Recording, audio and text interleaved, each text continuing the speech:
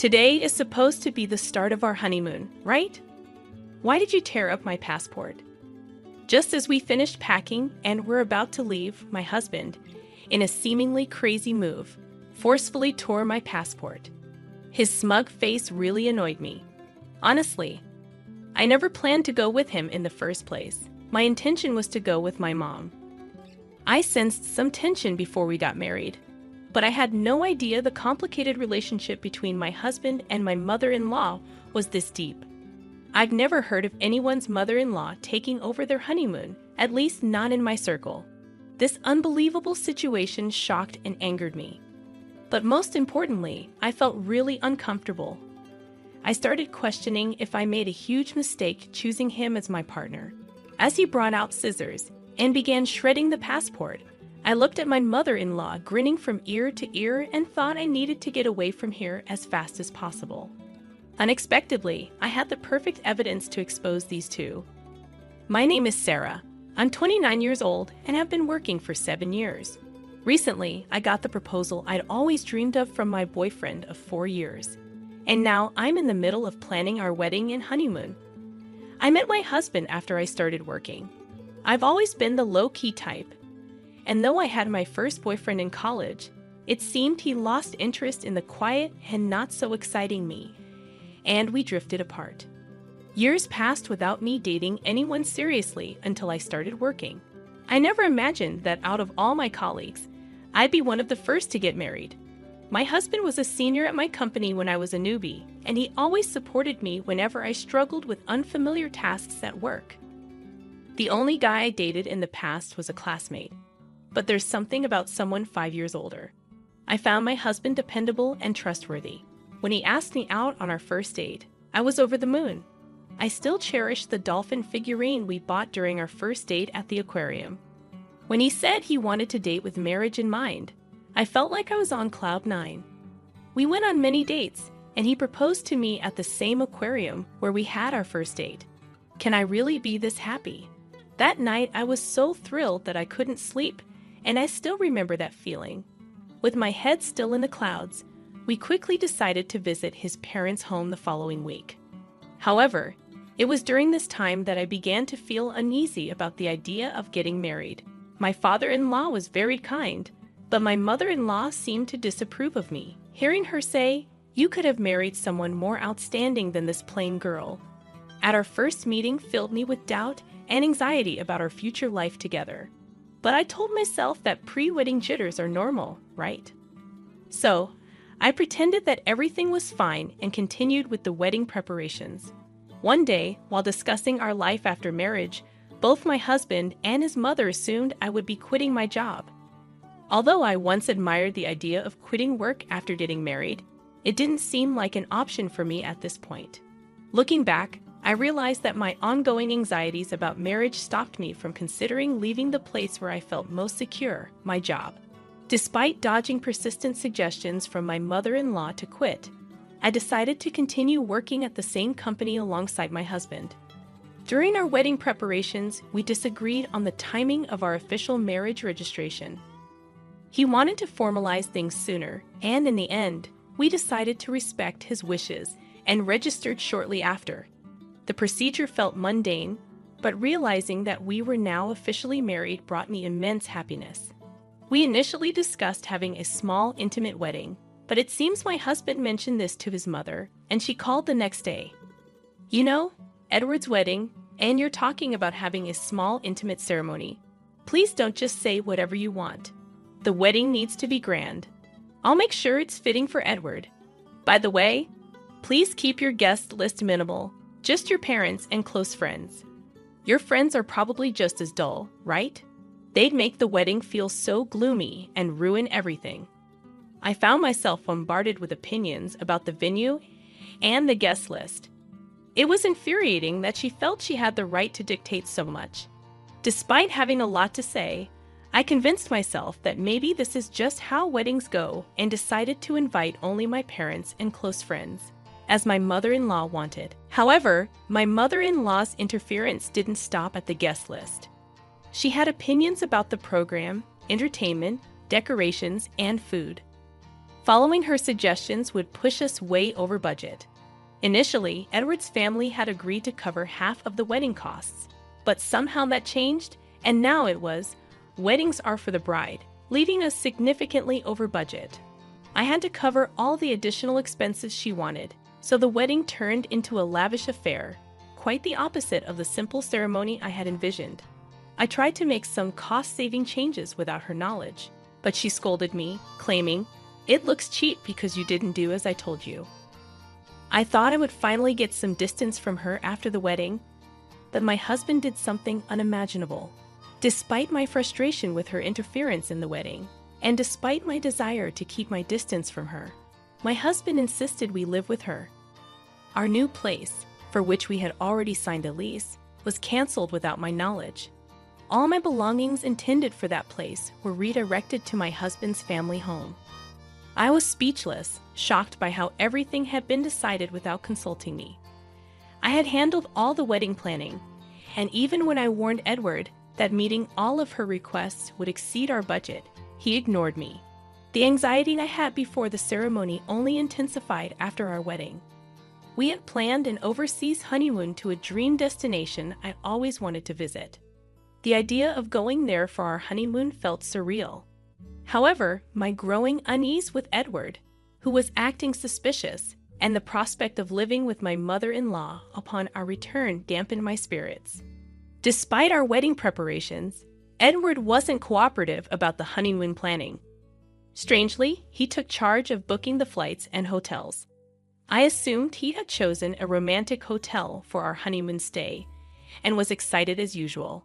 Even though I had to cover all the expenses, the pre-wedding excitement made me grateful that Edward was contributing, even if just a little. Little did I know that this was a foreshadowing of a shocking event. The wedding ended, and amidst the chaos, our honeymoon day arrived. Despite lingering feelings about the wedding and the upcoming cohabitation, I was determined to shift gears and enjoy the trip with the man I loved. As I woke up in the middle of the night to get ready for our flight, Edward dropped a bombshell. With an air of casualness, he said, "Sarah, I'm going to go with my mom," just as I was double-checking our luggage. I was shocked and couldn't grasp what he had just said. "What are you talking about? It's our honeymoon, not just any trip. Why would your mother be joining us? Plus, we've only paid for 2 flight tickets and a hotel." Visibly shaken, I tried to make sense of his reasoning when Edward hit me with another surprise. "I never mentioned going on this trip with you, did I? Don't be ridiculous. I'm going with my mom. A trip with her takes precedence over a honeymoon. It's a gratitude trip for all she's done for me. You stay here and prepare the house by cleaning every nook and cranny." With that, Edward forcibly tore apart my passport that I had entrusted to him. I was in disbelief, unable to say a word, just witnessing my passport being destroyed. At that moment, my fully made-up mother-in-law barged into our room without knocking. "Edward, are you ready?" Seeing her, Edward's face lit up. "Yeah, we're good. Finally, we can go on this trip without any interruptions." They both shared a gleeful laugh, leaving me utterly repulsed. I realized I was about to marry an absolute nightmare. While I have been contemplating how to get along with my mother-in-law in our upcoming married life, this exceeded my wildest thoughts. I understand now the kind of people you two are. I couldn't help but speak out, but my words seemed like nothing more than sour grapes to them as they laughed heartily and left together. I had been happy that Edward was helping a bit with our honeymoon, but it turned out he was preparing to go with his mother. He had taken charge of the flight and hotel bookings willingly because he was booking everything under his mother's name from the start, and he dumped all the costs on me. The betrayal from my husband was a heavy blow, but my anger overshadowed the sadness. The dreamy, intimate wedding I had always envisioned and the honeymoon, meant to be the best memory with the one I loved, were both once-in-a-lifetime events, now ruined by my mother-in-law and my husband. Overwhelmed by my situation, I couldn't believe this was happening. Initially, I couldn't accept it, but soon after, I decided I needed to act fast and get a divorce. Interestingly, I had something that would be useful for the divorce. Initially, I started recording with the intent of preserving memories of the most significant events of my life. my wedding, and honeymoon. Since the wedding preparations, I had been recording audio, capturing various moments. What started as a pure desire to cherish our wedding memories gradually turned into documenting my mother-in-law's malicious actions and harassment. I often thought of quitting, assuming I'd probably never watch these recordings again. But it's ironic how useful they turned out to be. Just a few days ago, I had moved in and was still unpacking. Now, I began to repack my stuff. Ironically, I hadn't opened much, so packing was done in no time. I wondered if my husband and his mother were at the airport by now. The very thought filled me with indescribable anger, so I tried not to dwell on it. Despite only being there for a few days, I wanted to erase any trace of my presence in that house, so I cleaned thoroughly. While cleaning the living room, I stumbled upon something shocking. It was evidence that my husband was embezzling money from his company. Given his position in charge of company sales, he was reporting lower earnings to the company and pocketing the difference. And apparently, his mother was in on it too. She had meticulously noted the actual sales, the amount pocketed by my husband, and even listed all the luxury bags, clothes, and shoes he had bought for her with that money. It was a significant amount. Leaving such a diary in plain sight in the living room, I really couldn't fathom what they were thinking. Discovering my husband's misdeeds, I was horrified, realizing the gravity of the situation. For a moment, I wondered if working at the same company could somehow smooth things over. But then I thought, why should I help someone who ditched me for a honeymoon with his mother? I headed to the company with evidence of embezzlement. Though they were supposed to be on their honeymoon, having both taken paid leave, my colleagues were shocked to see the very person in the office. Everyone was asking, what happened? Weren't you on your honeymoon? No longer feeling the need to hide anything, I told them that my husband and my mother-in-law had gone on the honeymoon instead, that my passport was torn up, and that I had paid for the entire honeymoon. My colleagues, superiors, and boss were shocked and angry at my husband. I expressed my gratitude to my concerned colleagues and headed towards the executive area of the company. Unbeknownst to my colleagues, husband, and mother-in-law, one of the top executives in this company is my uncle. I intentionally kept this fact hidden to avoid any perception that I got the job through connections. I applied to the company without disclosing my relation to my uncle and earned the position based on my own merit. Since my uncle doesn't handle human resources, I reached out to him before the orientation and requested that he keep our relationship confidential at work. Despite his surprise, he praised my efforts and assured me that our interactions would be like any other executive and employee. My uncle, who doesn't have children of his own, has treated me with affection since I was a child. Until elementary school, my sisters and I went on several trips with just my uncle. During my childhood, I would sneakily ask my uncle to buy things for me, leading to scoldings from my parents. That's how much he adored me. Since joining the company, our work areas have been entirely separate, and after briefly exchanging smiles during the orientation, we haven't met. I knocked on my uncle's office, explained the situation to his secretary, and was granted entry. My uncle greeted me with a beaming smile, but quickly turned somber. "Why are you here? Weren't you supposed to be on your honeymoon?" Seeing my dear uncle's familiar, kind face, I was overwhelmed with emotion and burst into tears. Through my sobs, I recounted everything that had happened, and he became visibly enraged. It was a side of him I had never seen before. Of course, I shared the details of my husband's embezzlement and handed over the evidence. My uncle pledged to convene a board meeting immediately to address my husband's actions. Then he asked, "What are you going to do today? Head back home." I nodded, and he said, "Well, before you do that, let's grab some good food. I'll drop you off at home afterward." Despite the incredible betrayal of having my honeymoon taken over by my mother-in-law, I felt genuinely grateful, knowing there were still warm-hearted people in my life who cared for me. A week later, when my husband and his mother returned from what was supposed to be our honeymoon, I received an immediate call. My husband was furious that I hadn't picked them up from the airport and hadn't cleaned the house as instructed. He ranted about my whereabouts.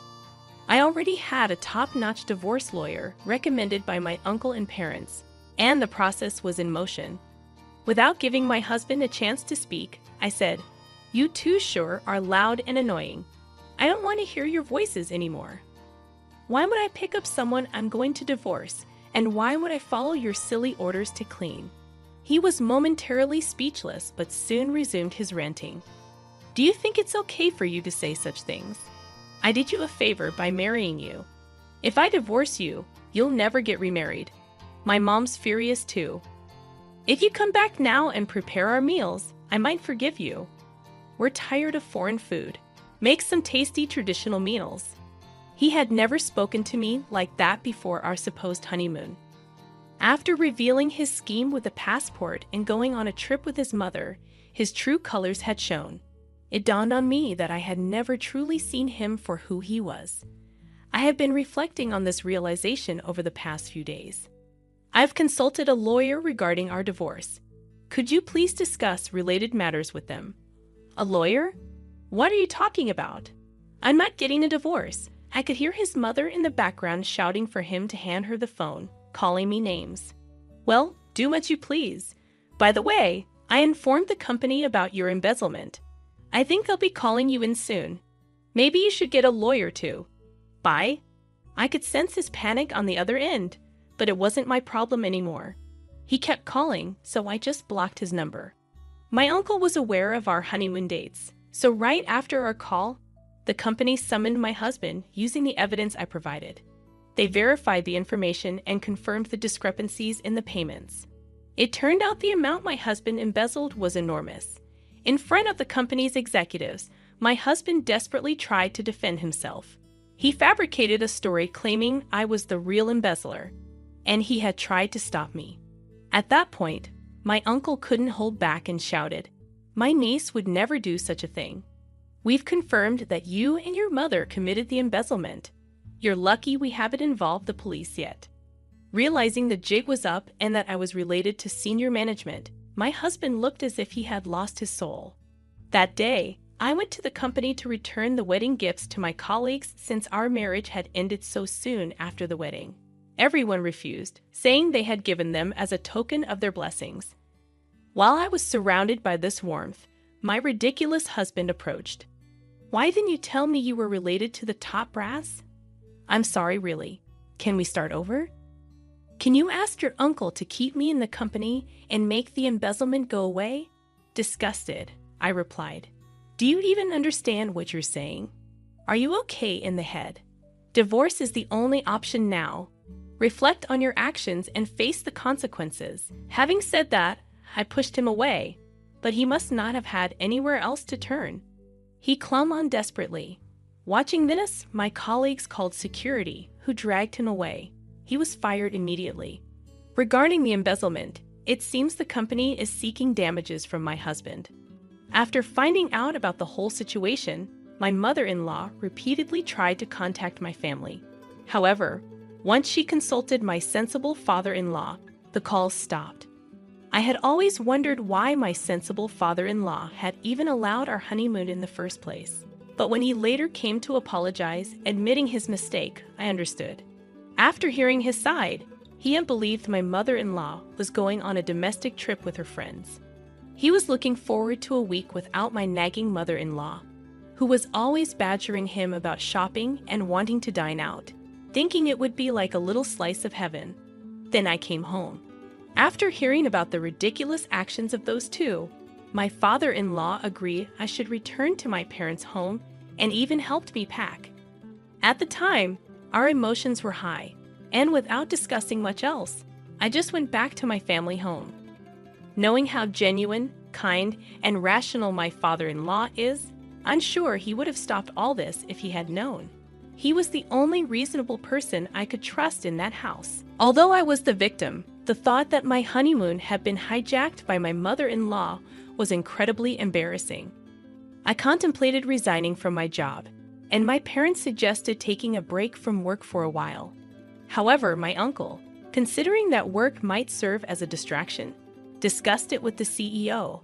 They arranged for me to be transferred to a branch office. The divorce process with my husband went surprisingly smoothly, thanks to an excellent lawyer. Later, I discovered my father-in-law's involvement. When planning our wedding and discussing expenses, it turned out my husband had almost no savings. My in-laws, an average working-class family with my mother-in-law's wasteful spending habits, had minimal savings, as my father-in-law ruefully mentioned. Considering the short duration of our marriage, the alimony was substantial, and surprisingly, my father-in-law sold a family home to cover it. Their home was not in a city center, but in a close-knit community. On the day I was supposed to leave for our honeymoon, I returned to the family home, luggage in hand, and with neighborhood gossip in play. Rumors quickly spread. The stories grew exaggerated, making living in that area unbearable. Initially, my mother-in-law, always concerned about appearances, approved of our marriage because both my husband and I worked for prominent companies, a status symbol for her. Now, with rumors circulating due to her actions, she likely couldn't bear to live in that house. My father-in-law probably also felt responsible for covering the damages from my husband's embezzlement. While I hold nothing but disdain for both my husband and mother-in-law, I genuinely feel sorry for my father-in-law. After being fired and ordered to pay damages, coupled with my not returning as he hoped, my husband apparently suffered a mental breakdown, unable to work. He seems to be moping around in a small apartment he moved to. Seeing her beloved son so downcast, my mother-in-law also retreated, becoming reclusive. As my father-in-law told me, he was, in fact, fed up with my mother-in-law and considering divorce, not wanting to spend his later years with her. He asked if I could introduce him to the lawyer I had used. I immediately contacted my uncle, who got in touch with the lawyer. It might take some time, but I hope my father-in-law can live the life he wishes. Thanks to the intervention of the company's CEO and my uncle, I was transferred to a branch office where I'm surrounded by colleagues and superiors who have been incredibly supportive. I'm eternally grateful to my uncle. The only regret I have is missing out on the country we plan to visit for our honeymoon. Once things settle down, I hope to take a relaxed trip abroad. Hi, I'm Anna. Everything changed in my life after 5 years of marriage with Paul. We were a typical couple. I worked as a teacher, and he was a manager at an energy company. Life was simple until Paul's dad passed away, leaving his mom Elaine alone in their family home. That's when Paul dropped a bomb on me. One night, he said, "Anna, we need to talk." His serious tone made me stop scrolling on my phone. I asked, "What's going on? Is everything okay?" Paul took a deep breath and said, "It's about Mom. She's alone in the old house since Dad passed. I think we should move in with her." My stomach sank. Move in with Elaine? She and I don't get along. Are you serious? This is a big deal. He leaned on the kitchen counter, looking determined. I know, but she's my mom, and she's struggling. Besides, we're just wasting money on this rented apartment. I sighed, running my hand through my hair. But this is our space, our home. Living with your mom is a whole different thing. Paul pleaded, "Please, Anna. It's not just about the space. It's about family. Mom needs us." Feeling cornered, I asked, "Does your mom need us, or do you need your mom?" He frowned. "That's not fair, Anna. I'm not asking you to live in a dump. It's a huge house with plenty of room for all of us." I crossed my arms, feeling the tension building up. "So, we're just going to uproot our entire life because Elaine wants it that way." Paul's tone got firmer. "It's not that simple, and you know it. I'm thinking about what's best for everyone." I retorted, "Everyone, or just Elaine?" He threw his hands up in frustration. "Come on, Anna, can't you see the bigger picture here?" I glared. "I am seeing the bigger picture, Paul, our life, our independence, not just pretending to be a happy family in that gloomy old house." The argument went in circles, but eventually, I gave in for the sake of peace. Moving day arrived, and it was as uncomfortable as I had anticipated. Elaine's house was this imposing old structure with echoing rooms and a constant chill. Elaine welcomed us with a stiff smile. "Welcome to my home. I expect you to respect my ways. I forced a smile. Of course, Elaine. We appreciate you letting us stay. Living with Elaine felt like living with a hawk. She had a comment for everything. Don't put the dishes away like that, or you're overwatering the plants. It was relentless. One night, after a particularly harsh critique on my cooking, I exploded to Paul in our room. I can't seem to do anything right for your mother. It's like living with a drill sergeant. Paul rubbed his temples, looking just as frustrated. Anna, just give it time. She's old and set in her ways. I threw my hands up. So we're supposed to tiptoe around her forever? He had no answer, and honestly, neither did I. This house, with its constant surveillance and Elaine's scrutinizing eyes, was suffocating. Life in Elaine's house was becoming a daily grind. Just when I thought I could handle it, Paul dropped another bombshell. It was a lazy Sunday afternoon, and I was trying to find some peace in the garden when he came out. Anna, we need to talk, Paul said, leaning on the garden gate. I looked up, feeling a knot in my stomach. What now, Paul? He took a deep breath. I think you should quit your job and stay home. We're spending a fortune on a nurse and housekeeper for Mom. It makes more sense. I stood up, anger rising. Quit my job, Paul? I love teaching. It's not just about the money. He ran his hand through his hair, his tone getting edgy. I know, but think about it. It'll make things easier around here. I shook my head, disbelief washing over me. So what? I just become a full-time maid and nurse? That's not the life I want. Paul's voice rose. It's not about what we want, Anna. It's about what's practical. My mom needs us. I glared at him. No, your mom needs you. I didn't sign up to be her caretaker. He shot back. Well, things change, Anna. We need to adapt. Adapt? That word felt like a slap. I loved my job, my independence. This wasn't adapting. This was sacrificing. You know what, Paul? Fine, I'll do it. But don't expect me to be happy about it. He sighed, a look of relief crossing his face. Thank you, Anna. It means a lot. But it didn't feel like a victory. It felt like I was losing a part of myself. Quitting my job was tough, but the days that followed were even harder.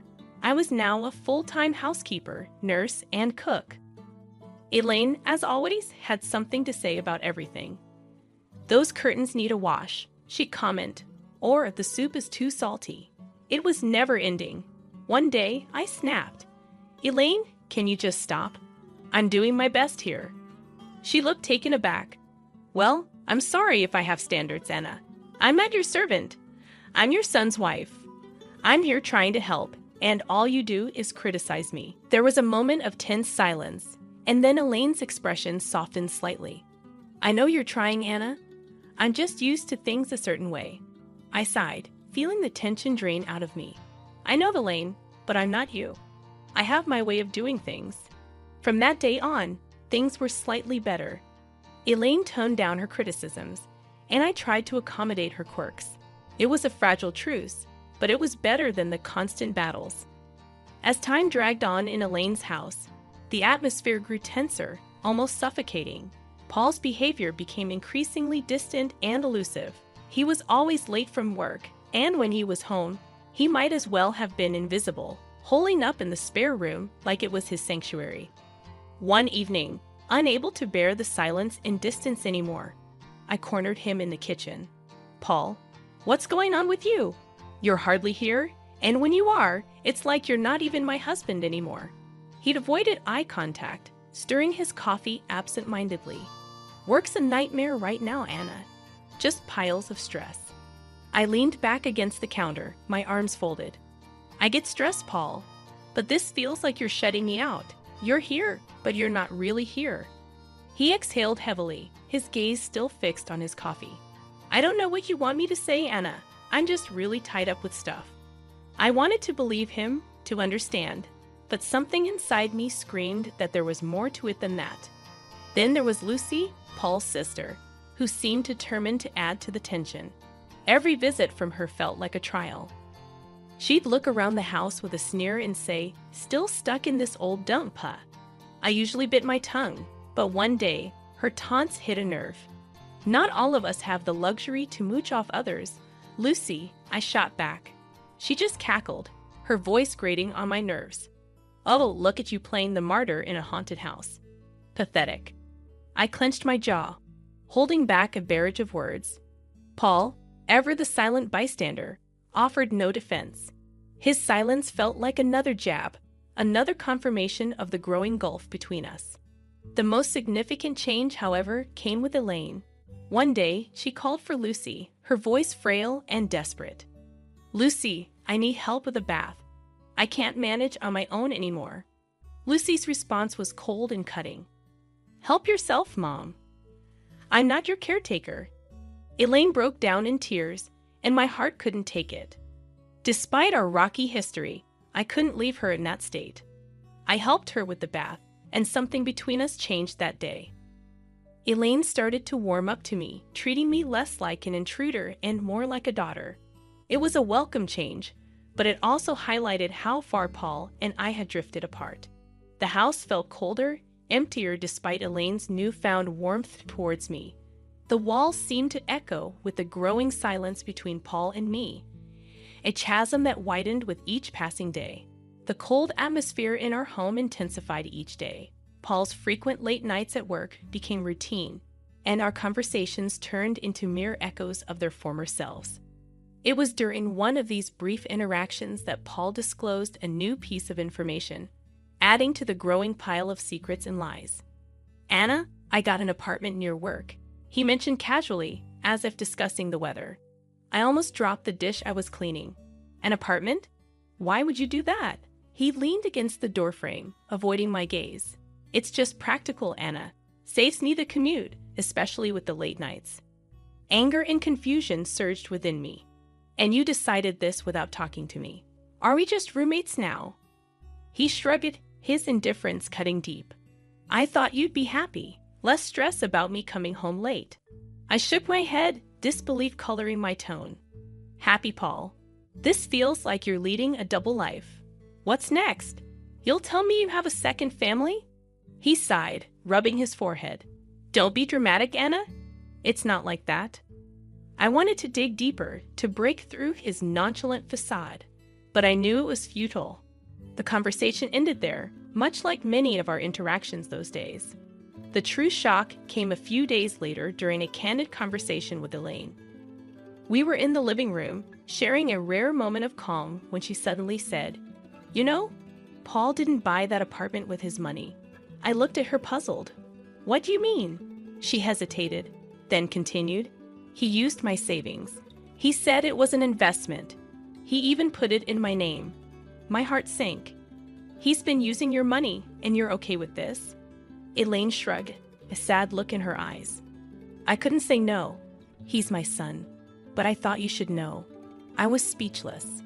Paul's secret apartment was one thing, but using his mother's savings under the guise of an investment felt like the man I married was slipping away, replaced by this stranger with secrets and lies. A few days later, I confronted Paul about it. Paul, why didn't you tell me the apartment was bought with your mom's money? He was unapologetic, almost defiant. Because I knew you'd react like this. It's an investment, Anna. It's not a big deal. I couldn't believe his audacity. Not a big deal? You're gambling with your mom's savings and keeping it from me. What else are you hiding?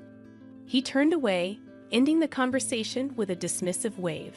You wouldn't understand, Anna. It's business. Business. That word felt like a chasm between us, an excuse for everything going wrong in our marriage. Living in Elaine's old, dreary house was taking its toll on me. The walls, once probably vibrant, now echoed a somber tone, and every creaking floorboard seemed to whisper secrets. One day, I just couldn't take it anymore. Elaine, have you ever thought about renovating the house? I asked over breakfast. It could use some freshening up. Elaine looked up from her tea, surprised. Renovate. I haven't thought about it in years. It's such a big task. I nodded, feeling a spark of enthusiasm. I know, but it could really brighten up the place. Maybe just start with a new coat of paint or some new wallpaper. Elaine considered it for a moment. Well, I suppose it wouldn't hurt to bring some new life into this old house. But are you sure you're up for it? I smiled, eager for a project. Absolutely. It'll be a good change. And so it began. I threw myself into the renovation, painting walls, choosing wallpapers, and even attempting to restore some of the old furniture. It was hard work, but it felt good, like I was breathing life back into the house and, in a way, into myself. One day, while I was up to my elbows in paint, Paul walked in. He looked around, his expression one of shock and disbelief. "What the hell, Anna? What are you doing to my mom's house?" I stood up, wiping the sweat from my brow. "I'm renovating, Paul, like I told Elaine. It's time this place got a little love and care." Paul's face reddened. "You had no right to start changing things without asking me. This is my family home, not some DIY project." I felt my temper rise. "Your home? When was the last time you even cared about this place, Paul? I'm doing something good here." He took a step closer, his voice rising. "You're overstepping, Anna. You always do this. Take control and push everyone else aside." I stared at him incredulously. "Take control, Paul? I'm trying to make this gloomy place livable. Maybe if you spent more time here, you'd see that." Before Paul could retort, Elaine walked in. "What's all this noise about?" Paul turned to her. "Mom, did you know about this? About her changing the house?" Elaine looked from me to Paul, then back again. "Yes, I did, and I'm glad she's doing it. This house needed a change, and Anna's doing a wonderful job." Paul looked like he'd been slapped. "But it's our family home." Elaine cut him off, her tone firm. "It's my home, Paul, and I want this." "Anna has every right to do what she's doing." Paul stormed out of the room, leaving me and Elaine in an awkward silence. I felt a mix of victory and sadness. The house was transforming, but the gap between Paul and me seemed to only grow wider. The day Elaine suffered her stroke, our world turned upside down. I was there, witnessing her sudden decline, her words slurring, her body weakening. Panic gripped me as I called for help, my voice quivering with fear. In the hospital, the grim reality set in. Elaine needed constant care. I looked to Paul for support, but he was distant, his eyes void of concern. "I can't deal with this. I have enough on my plate," he said, his voice cold. I was stunned. "You can't deal with this, Paul. She's your mother." He shrugged, his response cutting like a knife. "Yeah, and she's been a burden for years. This is just the cherry on top." I couldn't hide my disgust. "She's not a burden, Paul. She's family. She needs us." His laugh was bitter. "Us? No, Anna. She needs you. I've got other things to handle." I was left speechless, my respect for him sinking. I took it upon myself to care for Elaine. It was hard watching the once strong woman confined to a bed, dependent for every little thing.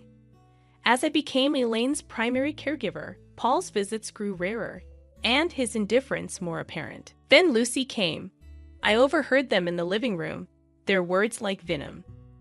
"We should start thinking about the will, dividing the assets," Lucy said, her voice devoid of any emotion. I burst into the room, fury coursing through my veins. "How can you be so heartless, discussing her will right in front of her? She's still here." Lucy smirked, her words sharp. "Oh, look who's talking, the saintly daughter-in-law. It's a bit late for that." I glared at her, my voice laced with contempt. "I was here for Elaine when you both abandoned her. Don't you dare judge me." Paul interjected. "Let's just get this over with. We have other matters to discuss." After the funeral ended and the gathering moved to Elaine's house for the will reading, Paul and Lucy were like vultures, eagerly awaiting their share. The lawyer began reading the will, and that's when the bombshell dropped. Everything, the house, the money, all of it was left to me. Paul's face went from smug to shocked. "What the hell? This can't be right." Lucy was fuming. "This is our mother. How could she leave everything to this nobody?" I stood there stunned, not sure how to feel. Happy? Vindicated? It all felt hollow. Paul turned to me, his voice filled with accusation. You manipulated her, didn't you? Turned her against us.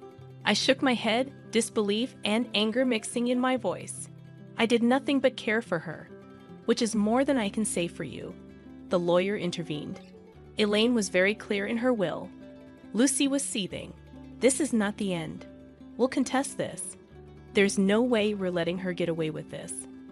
As they left in a huff, I stood there alone in the house that was now legally mine. The walls that had witnessed so much pain, betrayal, and love felt different now. I looked around, feeling the weight of Elaine's last act of kindness and the burden of a broken family scorned. The house felt different now, like it was echoing with Elaine's last wishes. I was sitting there holding the will, still trying to get my head around everything. Elaine had left it all to me, and Paul and Lucy were raging mad about it. They came back the next day, all fired up. You really think you can just take everything? Paul burst out as soon as he stepped in. I looked up, tired but standing my ground. Elaine decided this, Paul. It was her choice. Lucy was red in the face, yelling, "You tricked a sick old lady. We won't let you get away with this." As they left in a huff, I stood there alone in the house that was now legally mine. The walls that had witnessed so much pain, betrayal, and love felt different now. I looked around, feeling the weight of Elaine's last act of kindness and the burden of a broken family scorned. The house felt different now, like it was echoing with Elaine's last wishes. I was sitting there holding the will, still trying to wrap my head around everything. Elaine had left it all to me, and Paul and Lucy were raging mad about it. They came back the next day, all fired up. You really think you can just take everything? Paul burst out as soon as he stepped in. I looked up, tired but standing my ground. Elaine decided this, Paul. It was her choice. Lucy was red in the face, yelling, "You tricked a sick old lady. We won't let you get away with this." I stood up, fed up with their nonsense. Tricked. I was there for her, unlike you two. She chose to leave it to me. Paul was fuming.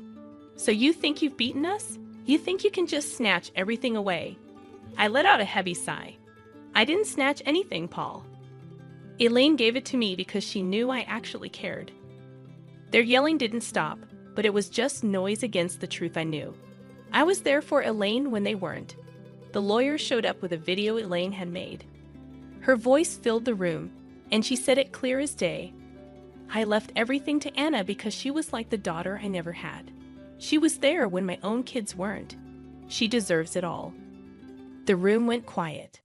Paul looked like he'd been punched in the gut, and Lucy started crying, finally realizing what they had done. After that, Paul and Lucy left, and all their threats just fell flat. I was alone in the big house, surrounded by the past and thinking about the future. I decided to divorce Paul. It was tough, but it had to be done. He and his new family had to move to a rental place. Lucy had her own mess to deal with. Her debts and bad choices were catching up to her. As for me, I was standing in my new house, feeling sad but also kind of excited. Elaine's will wasn't just about the house and money. It was like she was telling me to be strong and make my own way. I decided to start over, use what Elaine left me to build something new for myself. The house, once a reminder of tough times, was now a place for new beginnings. I invested $30,000 in it. Mama, we tied the knot and officially became a family, so everything seemed fine. However, I never anticipated that John would turn out to be such a mama's boy. I had heard whispers at work suggesting that Mr. Cooper had a complex relationship with his mother, but I didn't pay much heed during our dating phase. After we registered our marriage, though, I started feeling increasingly uneasy. I initially wanted to believe it was just my imagination and kept quiet until now. However, it's becoming too much to ignore. What is John thinking? I never thought he would casually spend such a significant amount of money, even if it's for his mother. Perhaps he views it as wedding expenses, but didn't he listen to me when I recently discussed it with him?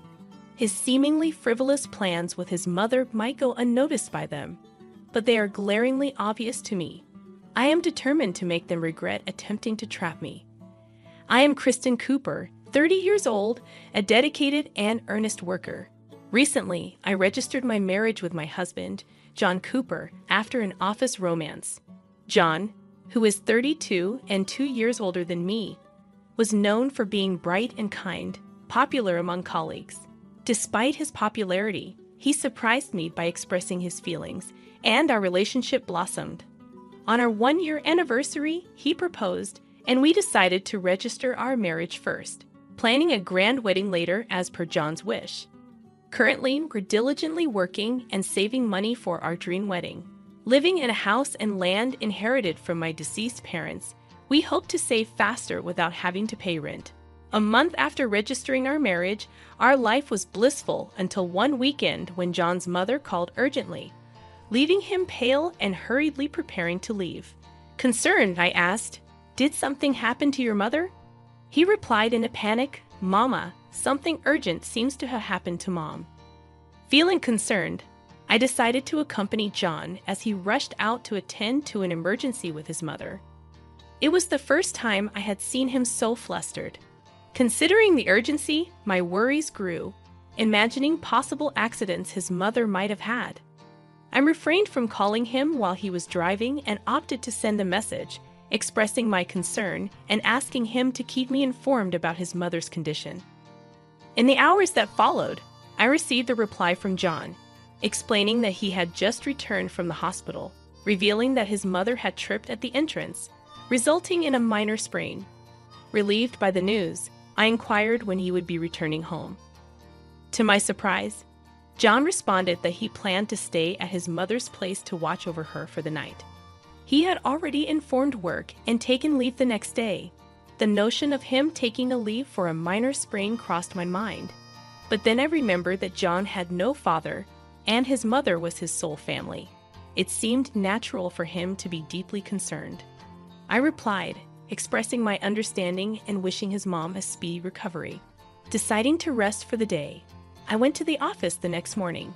However, in the break room, I unintentionally overheard a conversation about John's reputation, with comments like, "He still calls his mother Mama," and someone claiming to have seen John walking arm in arm with a woman who appeared to be his mother.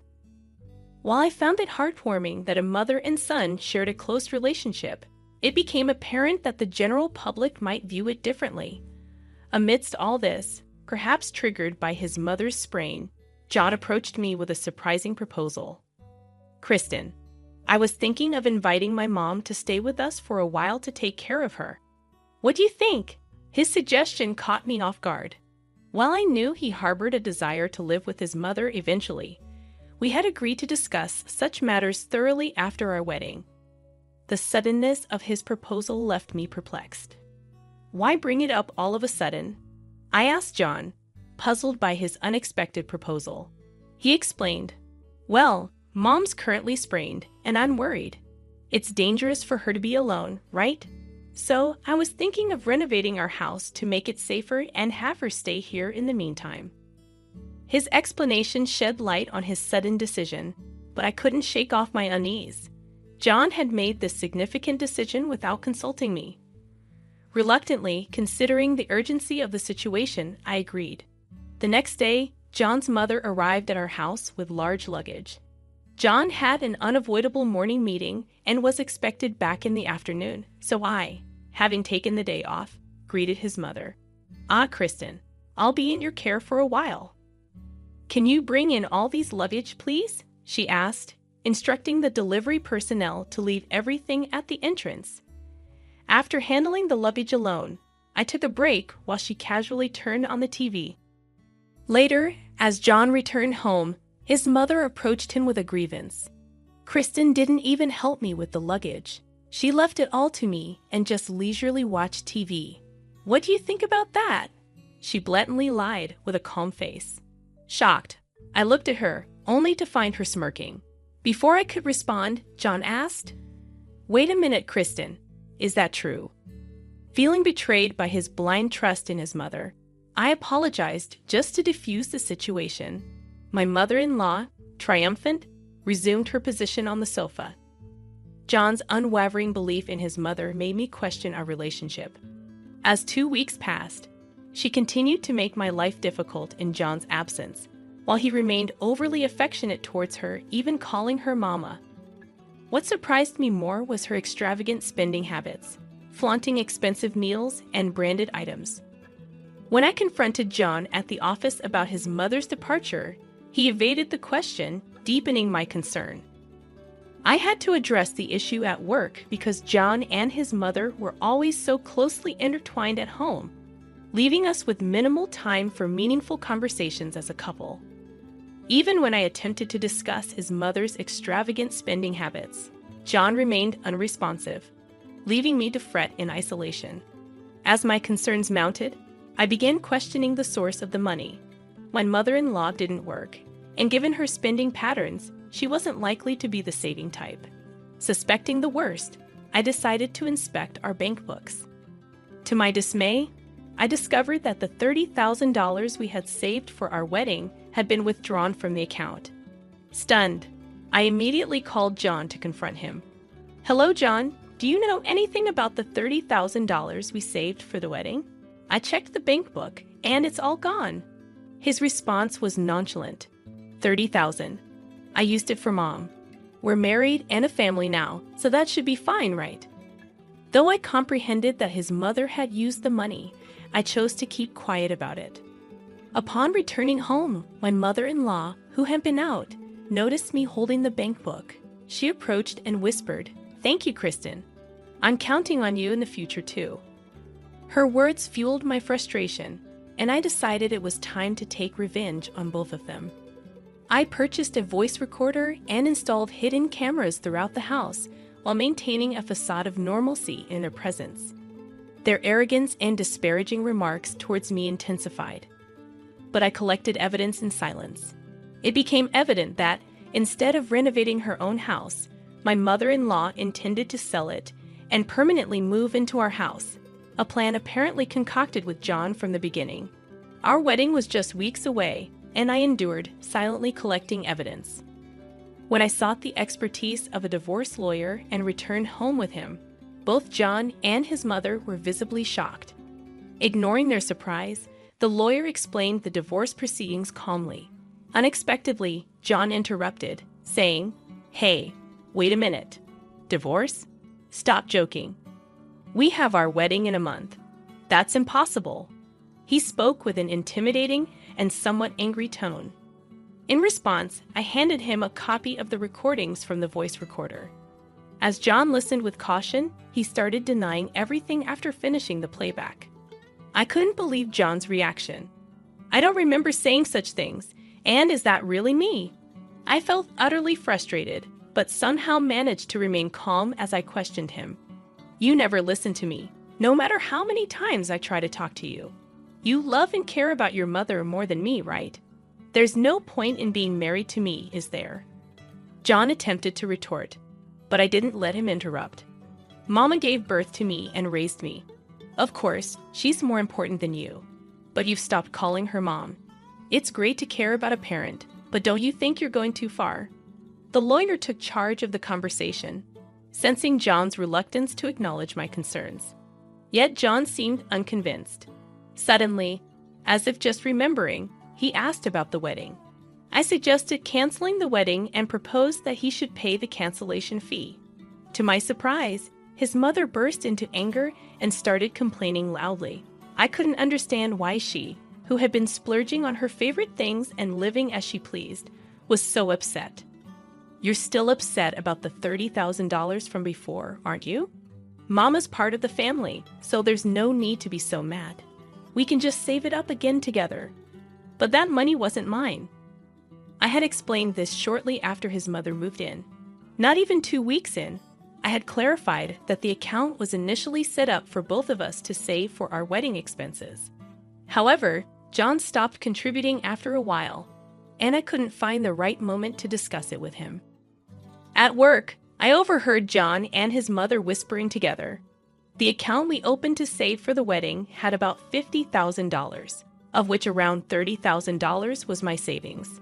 John had told his mother it was okay to use the $30,000 since I managed our finances. In response, I took action. John had been saving around $30,000 in his own account for a dream car. I transferred that money to my account and gave John the money from the joint account, making it his share. The total remained the same, but it was a loss for me. I explained this to John, revealing that the $30,000 he gave to his mother was actually his savings for the car. John rushed out to check his bank book and returned with tears in his eyes. Meanwhile, my mother-in-law was bewildered, not understanding what was happening. What's going on? Why did this happen? My savings? I've dreamed of buying that car since. I was at a loss. Why did this happen? Why did you do this to yourself? I couldn't bear to see John collapse in tears, unable to continue the conversation. So, I made it clear, if he didn't agree to the divorce by the end of the week, I would proceed with legal action. With my pre-packed luggage, I left the house and checked into a hotel near my office. The next day at work, I informed my boss about the divorce and my impending attendance at the wedding. When he inquired further, I took him to another room and revealed the recordings from the recorder and the footage from the hidden camera. My boss gasped and assured his cooperation. "Are you taking some paid leave? Let me know if you need it," he offered helpfully. As we exited the room, gossip-loving seniors were waiting outside. My boss scolded them, but this was part of my plan. When I played the recording at a high volume, pretending to be shocked myself, the gossip spread like wildfire. By the next day, the entire company knew. Colleagues sympathized with me and looked down on John. When John confronted me at my desk, accusing me of spreading rumors, the seniors who had eavesdropped came to my defense. Later, my boss called John in and gave him a choice between a pay cut and a transfer. He chose the transfer, and next month, I wouldn't have to see John anymore, which was a relief. Despite his stubborn refusal to agree to the divorce and his boasts about hiring a lawyer, no lawyer took his case, and he lost in court. The divorce was finalized, and John had to pay the wedding cancellation fees. I'd also received compensation. John was visibly upset, but it was all his doing. About a week after the trial, I received nonstop calls from John and his mother. Deciding it was best not to answer his mother's calls, I finally picked up John's call. "What's this all about?"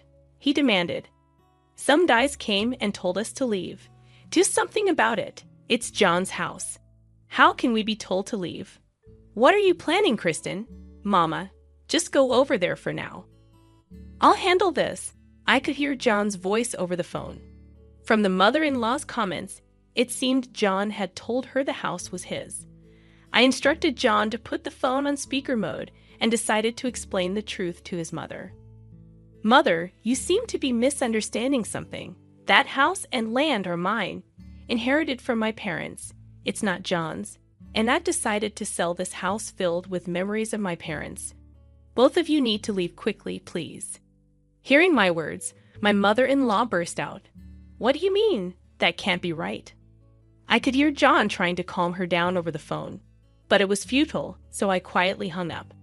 After that call, I had a few peaceful days. Although staying at the hotel was comfortable, I decided it was time to move properly and began looking into buying a condo. As I visited various real estate properties, I encountered the last person I wanted to meet.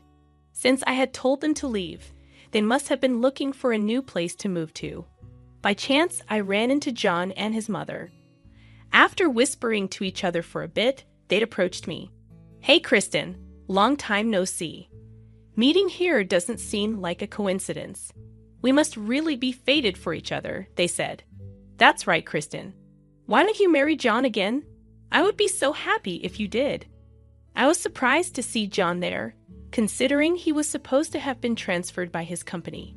It turned out that the transfer was just to the next town, and he chose to commute by train because his mother didn't want to leave the area.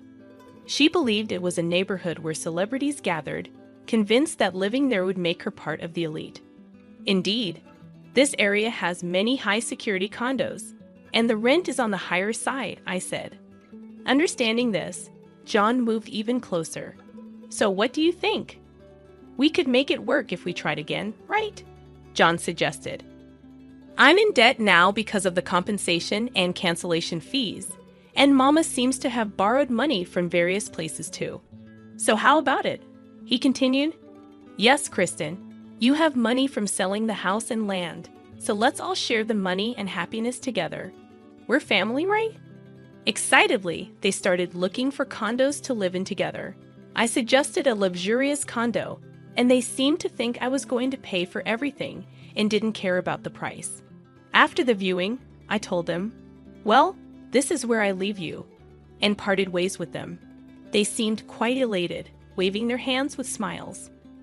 About a month later, John called me repeatedly, just like that day. Hello, when are you coming? We were supposed to move in today, right? He asked eagerly. I'm tied up with work right now, so it'll be a while. I responded calmly to John's call. I see, got it. Let me know when you're coming. I'll help with the move. Make sure it's within a month, okay? Rent payments are starting, he reminded me. Dodging his words and changing the subject, I skillfully steered the conversation and ended the call. I continued packing for my move, excited about my new life. 2 weeks passed, and I arrived at my new condo. That's when John called again. Hey, Kristen, when are you coming here? Rent payment is almost due.